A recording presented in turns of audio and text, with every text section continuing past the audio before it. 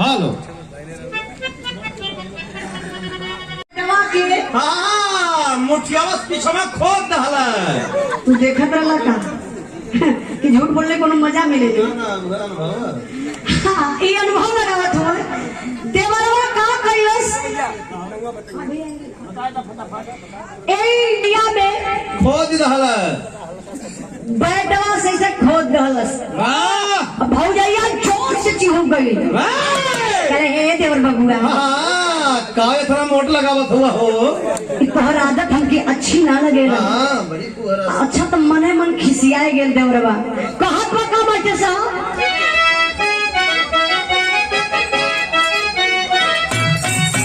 ए भौजी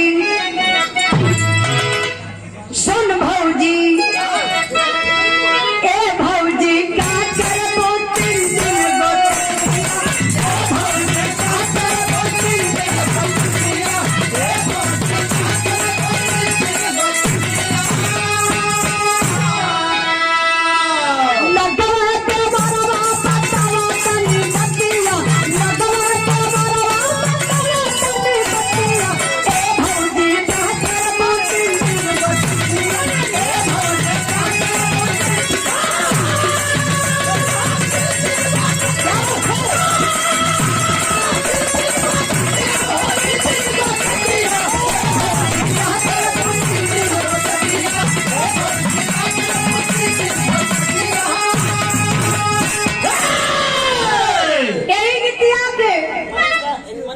इलाहाबादी की जनपुरे के बटे